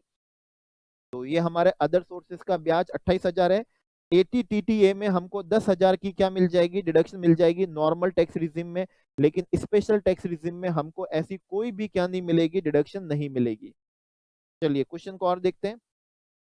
इंटरेस्ट ऑन क्या है, इंटरेस्ट ऑन पीपीएफ है। पीपीएफ में कंट्रीब्यूशन नहीं है, पीपीएफ से हमको ब्याज मिल रहा है जो सेक्शन 10 क्लॉज 11 से एग्जेम्प्ट होता है। नॉर्मल में भी एग्जेम्प्ट हो जाएगा और स्पेशल टैक्स रिजीम में भी एग्जेम्प्ट हो जाएगा, क्योंकि स्पेशल टैक्स रिजीम में उन्होंने सेक्शन 10 में से क्लॉज 5 की एग्जेम्पशन को मना करा था, लीव ट्रेवल अलाउंस को। 10 क्लॉज 13 ने हाउस रेंट अलाउंस के एग्जेम्पशन को मना करा था। 10 क्लॉज 14 के स्पेशल अलाउंसेस की एग्जेम्पशन को मना करा था। 10 क्लॉज 17 के एमपी एमएलएस के जो अलाउंसेस की एग्जेम्पशन को मना करा था। 10 क्लॉज 32 में जो माइनर चाइल्ड की इनकम पे अप टू 1500 की जो डिडक्शन होती है उसके लिए मना करा था। लेकिन सेक्शन 10 क्लॉज 11 से हमको अगर जो एग्जेम्पशन मिलती है, नॉर्मल में भी मिल जाएगी, स्पेशल में भी हमको क्या हो जाएगी, मिल जाएगी। तो ये 3,55,000 का हमारा इंटरेस्ट था पीपीएफ का, जिसकी हमको दोनों में ही क्या मिल जाएगी, डिडक्शन मिल जाएगी। इसके बाद में अगेन इंटरेस्ट है सुकन्या समृद्धि स्कीम का। अगर सुकन्या समृद्धि स्कीम में हम कंट्रीब्यूशन करते तो उसकी डिडक्शन किस में होती है, 80C में होती है। नॉर्मल में तो मिलती है लेकिन स्पेशल में नहीं मिलती है, लेकिन यहाँ पर कंट्रीब्यूशन नहीं है, सुकन्या समृद्धि स्कीम का ब्याज है जो हमारी इनकम टैक्स में सेक्शन 10 क्लॉज 11A से एग्जेम्प्ट होता है। नॉर्मल में भी एग्जेम्प्ट हो जाएगा 29,000 का इंटरेस्ट, और स्पेशल टैक्स रिजीम में भी क्या हो जाएगा, ये एग्जेम्प्ट हो जाएगा। सेक्शन 10 क्लॉज 11A का क्या होता है, सुकन्या समृद्धि स्कीम पे जो इंटरेस्ट की एग्जेम्पशन है, तो दोनों में ही मिल जाएगी हमको। ठीक है, अब आते हैं deduction under section 80D, EEA, EEB, 80G। तो नॉर्मल में तो हमको क्या हो जाएगी, ये 2,81,000 की हमको डिडक्शन मिल जाएगी, लेकिन स्पेशल टैक्स रिजीम में ऐसी कोई डिडक्शन हमको नहीं मिलने वाली है। तो ये लीजिए 2,81,000 की मिल गई, लेकिन स्पेशल टैक्स रिजीम में ऐसी कोई डिडक्शन नहीं मिलेगी। Contribution, NPS contribution to Ajay. Ajay ने पेंशन फंड में क्या करा है, कॉन्ट्रीब्यूशन करा है, ठीक है ना, कॉन्ट्रीब्यूशन करा है। और पीपीएफ में भी उसने क्या करा है, कॉन्ट्रीब्यूशन करा है। लेकिन ध्यान रखना 80C, ठीक है ना, 80 हमारा कौन सा होता है, CCC, 80CCD जो होता है, सब सेक्शन 1G ऐसा मिला के जो होता है, इसकी मैक्सिमम डिडक्शन ही हमको कितनी मिलती है, 1.5 लाख मिलती है। तो आपने पेंशन फंड में 4 लाख कंट्रीब्यूट करा और पीपीएफ में कंट्रीब्यूट कितना करा, 20,000 करा। आपने टोटल कंट्रीब्यूशन 4,20,000 करा, लेकिन मैक्सिमम डिडक्शन ही हमको कितनी मिलती है, 1,50,000। और स्पेशल प्रोविजन में तो हमको उसकी भी नहीं मिलेगी। स्पेशल में, स्पेशल टैक्स रिजीम में तो हमको बिल्कुल भी नहीं मिलेगी। और नॉर्मल में हमको 1,50,000 की मिल जाएगी। और 80CCD सबसेक्शन 1 भी होता है जो एडिशनल डिडक्शन मिलता है, जिस जो 1,50,000 की लिमिट के अलावा मिलता है पेंशन फंड में कंट्रीब्यूट करने पे, वो कौन सी है, 50,000 है, वो मिल जाएगी। और 1,50,000 की लिमिट की मिल जाएगी। स्पेशल प्रोविजन के अंदर तो हमको कोई भी नहीं मिलेगी सिवाय 80CCD सबसेक्शन कॉस्ट से, सबसेक्शन 2 के अलावा कोई भी हमको डिडक्शन नहीं मिलेगी। तो ये हमारी यहाँ पर टोटल इनकम क्या हो गई, कंप्यूट हो गई। अब हम इस पे टैक्स क्या कर सकेंगे, कंप्यूट कर सकेंगे। नॉर्मल में हम नॉर्मल लगाएंगे, 2.5 लाख तो कुछ नहीं, 2.5 लाख से ऊपर 5% है, फिर 5 से 10 लाख है, ठीक है ना, 20% है, 10 लाख के ऊपर कितना होता है, 30% होता है। और जब 115 BAC आएगा तो 2.5 लाख तो कुछ नहीं, 2.5 लाख से ऊपर 5 लाख तक 5% होगा। 5 लाख से ऊपर 7.5 लाख तक कितना होगा, 10% होगा। फिर 7.5 लाख से ऊपर 10 लाख तक 15% होगा। 10 लाख से ऊपर 12.5 लाख तक कितना हो जाएगा, 5 व 20% हो जाएगा। 12.5 लाख से लेकर 15 लाख तक 25% होगा, और 15 लाख से ऊपर वाले पे कितना होता है, 30% होता है। तो ये हम टैक्स यहाँ पर क्या कर सकेंगे, यहाँ पर हम कंप्यूट कर सकेंगे। दोनों केसेस में सरचार्ज तो हमारे कोई लगना ही नहीं है, ठीक है, दोनों केसेस में सरचार्ज लगना ही नहीं है। और 4% सेस तो दोनों केसेस के अंदर क्या करना है, लगना है। तो ये हमने यहाँ पर एक क्वेश्चन क्या कर लिया, इसका हमने कंप्यूट कर लिया है। और एक विशेष प्रोविजन क्या था, हमने देखा था ब्रॉड फॉरवर्ड जो लॉसेस चलते आ रहे हैं ऑन अकाउंट ऑफ किसकी वजह से, जिसकी डिडक्शन और एग्जामिशन के लिए 115 बीएसी में मना करा है, अगर उसी के ब्रॉड फॉरवर्ड लॉसेस डेप्रिसिएशन है तो वो ना तो इस ईयर में क्या हो सकेंगे, सेट ऑफ हो सकेंगे। इस ईयर का मतलब जिस ईयर में 115 बीएसी ऑप्ट करा, और आगे का सब्सिक्वेंट असेसमेंट ईयर में भी नहीं हो सकेंगे जिस ईयर में आपने 115 बीएसी से ऑप्ट आउट कर लिया, क्योंकि हम तो मान लेंगे कि डीम्ड वो क्या हो गए हैं, सेट ऑफ हो चुके हैं, आपके वो हो चुके हैं। ठीक है, तो ये हमने यहाँ पर 115 BAC का यहाँ पर जूस निकाल लिया, जिसमें आप विशेष ध्यान रखना कि ये पूरे एक्ट को ओवरराइड कर देगा। यहाँ जो लिखा है वो पूरे एक्ट को ओवरराइड करेगा, लेकिन subject to provision of this chapter रहेगा। मतलब स्पेशल टैक्स रेट जो भी दी हुई है, 15% दी है, 5% दी है, 10% जो दी हुई है, 20% दी है, 30% दी है, 60% भी हमको टैक्स रेट दी है, वो एज इट इज क्या रहेगी, एप्लीकेबल रहेगी। और रिमेनिंग इनकम पे 115 BAC सब सेक्शन 1 ने जो क्या बताई है, रेट बताई है, उस रेट से हम क्या करेंगे, टैक्स का कंप्यूटेशन करेंगे। तो यहाँ पर हमारा जो ऑप्शनल जो स्कीम थी वो हमने यहाँ पर कवर कर ली है, जिसको हम स्पेशल टैक्स रिजीम बोल रहे थे। Individual HUF, resident, non resident, दोनों पे क्या थी, ये एप्लीकेबल थी, उसका हमने कंप्लीटली यहाँ पर क्या निकाल लिया है, जूस निकाल लिया। यस, अब हम एक और स्पेशल टैक्स रिजीम कर रहे हैं, सेक्शन 115 BAD। सेक्शन 115 कौन सा है, BAD है। ये भी स्पेशल टैक्स रिजीम है, लेकिन ये एप्लीकेबल है सिर्फ और सिर्फ रेसिडेंट कोऑपरेटिव सोसाइटी पे। Resident cooperative society, resident cooperative क्या है, सोसाइटी। वैसे कोऑपरेटिव सोसाइटी पे नॉर्मली टैक्स रेट क्या होती है, फर्स्ट 10,000 पे 10% होता है। इनकम 10,000 से ऊपर है, अप टू 20,000 है, तो 10,000 तक तो 10% रहेगा, और 10,000 से लेकर 20,000 तक जो भी इनकम होगी उस पर 20% क्या रहेगा, टैक्स रहेगा। अगर हमारी टोटल इनकम सोसाइटी की 20,000 से भी ज्यादा है, तो फिर उस केस में फर्स्ट 10,000 पे 10% रहेगा, 10,000 से लेकर 20,000 पे 20% रहेगा, और जो टोटल इनकम 20,000 से क्या करेगी, एक्सीड करेगी, उस पर 30% क्या रहेगा, टैक्स रहेगा। ये क्या होती है, नॉर्मल होती है। अब 115 BAD ने ये हमको स्पेशल टैक्स रेंज बताई है रेसिडेंट कोऑपरेटिव सोसाइटी पे। रेसिडेंट कोऑपरेटिव सोसाइटी पे अगेन ये भी not withstanding anything contained in this sector, मतलब ये सेक्शन भी ओवरराइडिंग सेक्शन है, लेकिन ओवरराइड नहीं करता है subject to provision of this chapter. मतलब जो स्पेशल टैक्स रेट वाले ना 111A 15% होगा, लॉन्ग टर्म कैपिटल गेन 20% से होगा, 112A है, ठीक है ना, उसका भी स्पेशल टैक्स रेट है, 115BB है, उसका भी स्पेशल टैक्स रेट है, लॉटरी हो गया है, उसके बाद में भी जो स्पेशल टैक्स रेट वाले होते हैं उनका क्या रहेगा, स्पेशल टैक्स रेट ही रहेगा। अनएक्सप्लेन्ड क्या है, कैश क्रेडिट है, तो स्पेशल स्पेशल टैक्स रेट है, उन पे स्पेशल टैक्स रेट ही क्या होगी, एप्लीकेबल होगी। ठीक है, उनके अलावा टोटल इनकम पे अगर ये आप ऑप्ट करते हो, ये क्या करते हो, ऑप्ट करते हो, इसे आपको क्या करना पड़ता है, ऑप्ट करना पड़ता है एट द ऑप्शन ऑफ क्या है, resident cooperative society, at the option of resident cooperative society, at the option of resident cooperative society. तो आपकी टोटल इनकम पे फ्लैट 22% की रेट से क्या लग जाएगा, टैक्स लग जाएगा। एट द रेट ऑफ कितने से टैक्स लगेगा, 22% की रेट से क्या लगने वाला है, टैक्स लगने वाला है। अगर ये आप ऑप्ट करते हैं, ऑप्ट नहीं करोगे तो वही पहले 10,000 पे 10%, उसके बाद में 10,000 से 20,000 तक 20%, और एक्सीडिंग 20,000 वाली इनकम पे 30% टैक्स होगा।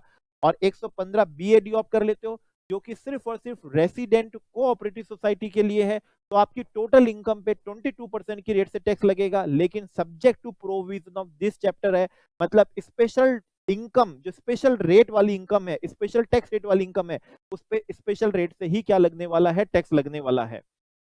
ठीक है, वंस अगर ये आपने ऑप्शन ऑप्ट कर लिया है, तो फिर सब्सिक्वेंट असेसमेंट ईयर में भी 115 BAD से ही आपको टैक्स की क्या करनी पड़ेगी, कंप्यूटेशन करनी पड़ेगी। जैसे हमने 115 BAC में पर्सन हैविंग बिजनेस और प्रोफेशन इनकम वाले देखा था कि वंस अगर आपने ऑप्ट कर लिया तो सब्सिक्वेंट असेसमेंट ईयर में भी आपको उसी से ही क्या करना होगा, अपना टैक्स कंप्यूट करना होगा। वैसा ही 115 BAD में कि वंस आपने ऑप्शन क्या कर लिया है, ऑप्ट कर लिया है, तो सब्सिक्वेंट असेसमेंट ईयर में भी 115 BAD से ही 22% की टैक्स रेट से ही आपको अपना टैक्स क्या करना पड़ेगा, कंप्यूट करना पड़ेगा। यहां पर भी टोटल इनकम की कंप्यूटेशन वैसी होगी। अब ये रेसिडेंट कोऑपरेटिव सोसाइटी है, तो सैलरी एम्प्लॉय तो हो ही नहीं सकते, क्योंकि एम्प्लॉय हमेशा इंडिविजुअल ही होता है। तो वो एम्प्लॉय वाली जो एग्जेम्पशन के लिए मना करा था कि without exemption leave travel allowance वाली, तो वो यहाँ पर हो ही नहीं सकती, ठीक है, क्योंकि वो इनकम भी नहीं हो सकती, तो एग्जेम्पशन के लिए मना भी नहीं कर सकते। जैसे एचआरए के लिए मना करा था, तो वो भी पॉइंट यहाँ पर, वो रेस्ट्रिक्शन भी यहाँ पर नहीं हो सकती। स्पेशल अलाउंसेस के लिए जो मना किया था, वो रेस्ट्रिक्शन यहाँ पर नहीं हो सकती। उसके अलावा उन्होंने एमएलए एमपीज के अलाउंसेस के एग्जेम्पशन के लिए मना करा था, वो बात भी यहाँ नहीं हो सकती। सेक्शन 16 में स्टैंडर्ड डिडक्शन और जो प्रोफेशनल टैक्सेस हैं या एंटरटेनमेंट अलाउंस की डिडक्शन के लिए मना करा था, वो भी बात यहाँ पर नहीं हो सकती।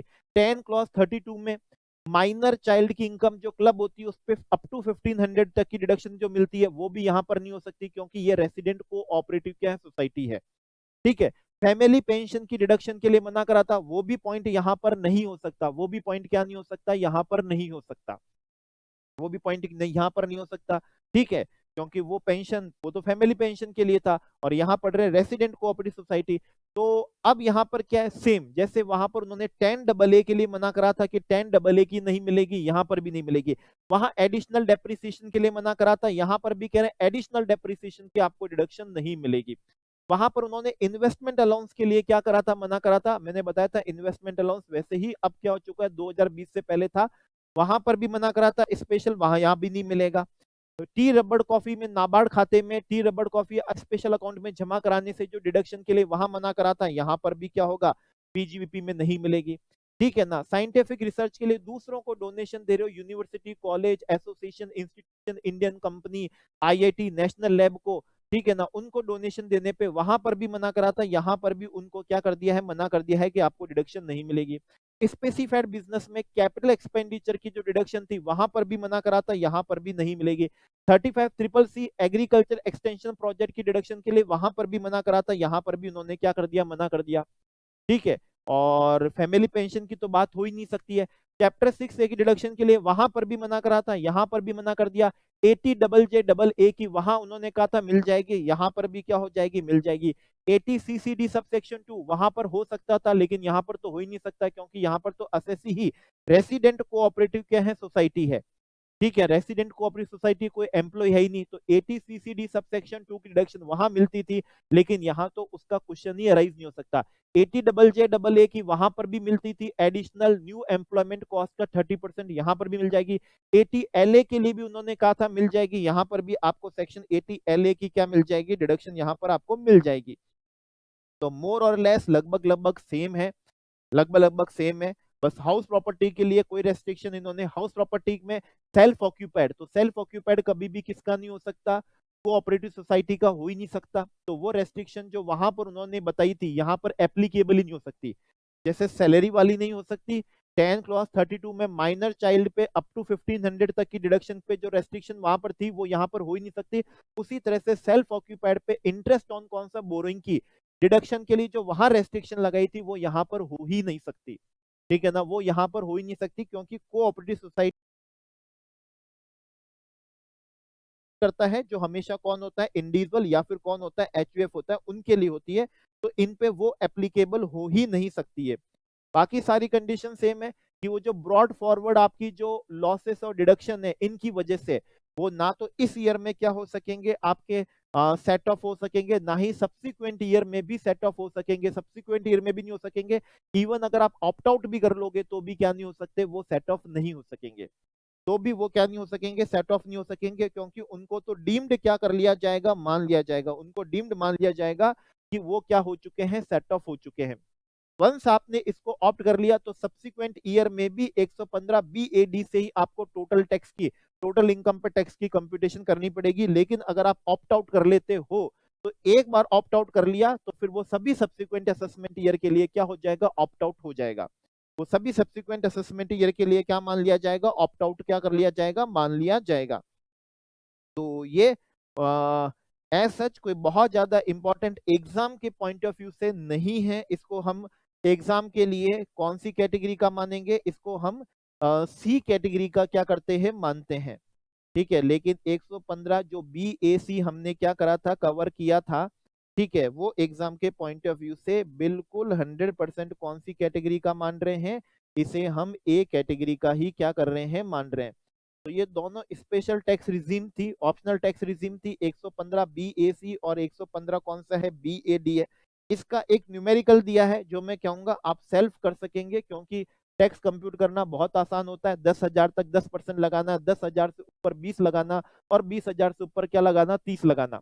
और स्पेशल टैक्स रिजीम के अंदर सीधा कितने से कंप्यूट कर लेना, 22% की रेट से क्या कर लेना, कंप्यूट कर लेना। ठीक है, तो ये बहुत ही क्या सिंपल सा क्या था, कैलकुलेशन था, बहुत ज्यादा सिंपल है, कुछ भी नहीं है, इसलिए आपको एक तरीके से क्या कर दिया, सेल्फ करने को क्या कर दिया है, दे दिया है। ठीक है, 10AA की नहीं मिलेगी, एडिशनल डेप्रिसिएशन, इन्वेस्टमेंट क्या था, अलाउंस था, टी रबड़ कॉफी वाली भी आपको नहीं मिलेगी, साइंटिफिक रिसर्च में दूसरों को जो आपने डोनेशन दिए थे वो वाली डिडक्शन नहीं मिलेगी, स्पेसिफाइड बिजनेस में जो कैपिटल एक्सपेंड डिडक्शन नहीं मिलेगी, एग्रीकल्चर एक्सटेंशन वाली नहीं मिलेगी आपको, चैप्टर 6A की कोई भी डिडक्शन आपको नहीं मिलेगी, इवन आप कोऑपरेटिव सोसाइटी हो तो ATP की भी नहीं मिलेगी, आप कोऑपरेटिव सोसाइटी हो तो सेक्शन 80P की भी आपको नहीं मिलेगी, अगर आपने 115BAD क्या कर लिया, ऑप्ट कर लिया, आपको चैप्टर 6A की डिडक्शन मिलेगी ही नहीं। दूसरों को डोनेशन दोगे तो भी आपको क्या नहीं मिलेगी, डिडक्शन नहीं मिलेगी। दूसरों को डोनेशन दोगे तो भी कोई डिडक्शन नहीं मिलने वाली है, मतलब चैप्टर 6A की कोई डिडक्शन नहीं मिलेगी। इवन जो स्पेसिफिकली कोऑपरेटिव सोसाइटी के लिए सेक्शन 80P था उसकी भी नहीं मिलेगी, लेकिन मिल जाएगी 80 कौन सा, JAA। और अगर आप इंटरनेशनल फाइनेंशियल सर्विस सेंटर में आपकी क्या यूनिट है तो 80LA वाली क्या हो जाएगी, मिल जाएगी, जो दोनों जगह सेम था। इसके अलावा चैप्टर 6A की आपको कोई भी क्या नहीं मिलने वाली है, डिडक्शन मिलने वाली नहीं है। वंस आपने इसको क्या कर लिया है, ऑप्ट इन कर लिया है, तो सब्सिक्वेंट असेसमेंट ईयर में भी आपको इसी से ही टैक्स कंप्यूट करना होगा। एक बार ऑप्ट आउट कर सकते हो, और वंस ऑप्ट आउट कर लिया तो सभी सब्सिक्वेंट असेसमेंट ईयर के लिए हमेशा के लिए वो ऑप्ट आउट हो जाएगा। अगेन आप पे 115BAD ऑप्ट करोगे तो 22% की टैक्स रेट से ही आपको टोटल इनकम पे टैक्स कंप्यूट करना होगा, फिर आप पे भी AMT प्रोविजन क्या नहीं होगा, एप्लीकेबल नहीं होगा, फिर आप पे भी AMT प्रोविजन क्या नहीं होने वाला है, एप्लीकेबल नहीं होने वाला।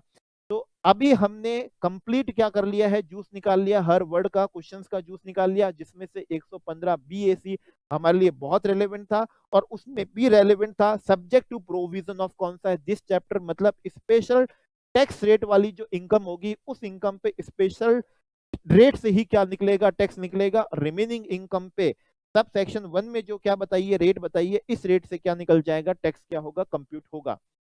तो अभी हम देख पा रहे हैं कि हमको 60 हमको क्या लगे हैं, 90 क्या लगे हैं, मिनट्स लगे हैं।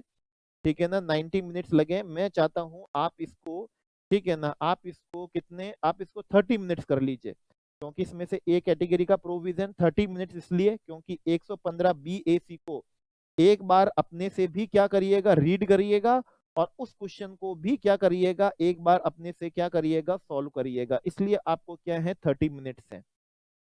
ठीक है, 30 मिनट्स। तो ओके फ्रेंड, यहाँ पर हमने 115BAC और 115BAD दोनों क्या कर लिए हैं, कवर कर लिए हैं। Okay, thank